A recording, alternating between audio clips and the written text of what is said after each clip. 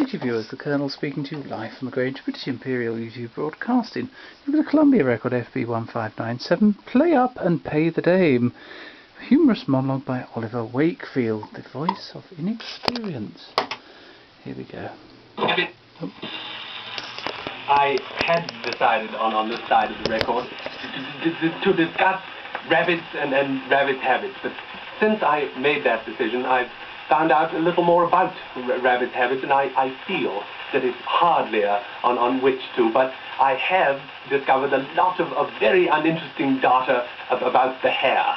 Now, not the stuff that grows on the doings, the animal that had the business with the tortoise in Aesop's fables when he turned the fables on and won by a short hair. And of course, I remember there was some sort of moral attached to that, sort of the tortoise has taught us to study the ways and then means test. And of course, I love morals. I remember we had a nasty spot on the wall at home and we covered it up with a moral. Or was it a mural? I can't remember quite which, but we covered it, and I seemed to be wandering a little from the subject, which was the hare and the dog that bit it. And I'm sure that every one of you listening in has gone to the dog, has been at one time or another to see them racing around Whitehall, chasing the elusive and then getting nowhere. It's terrific. Now, if anyone were to ask me, I'd say that horse racing had it all over. A dog, terrifically exciting. Everybody having a bit each way, and then the tick-tock talking, and then the smell of the turf under your, and then they're off to a good.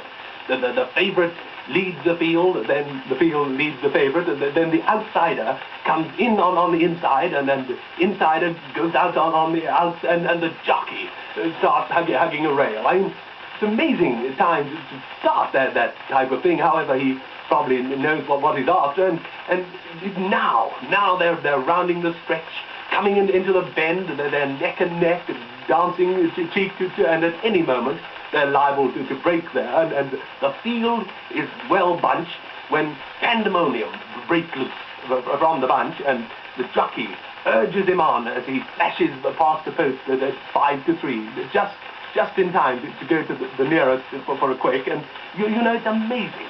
It's amazing how many posts you can flash by, and I think the most interesting is the boat race, the post, the one at Mortlake Broad. Very interesting sport, boat racing, very, very grueling.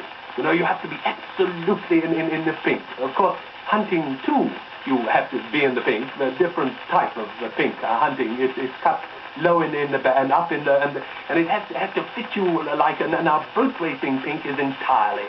You can only acquire it after rigorous months of feeling a fiddler and ready for the boat race, of course, which, as you know, is rowed between Putney Bridge and Oxford and Cambridge, and 16 men.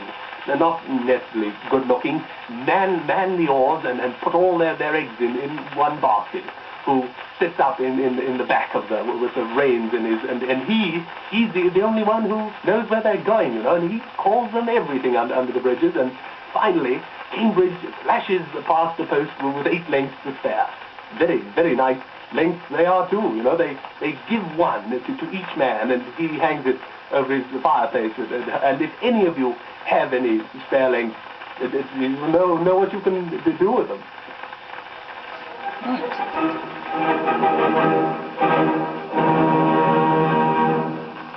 Well, I hope you enjoyed that, viewers.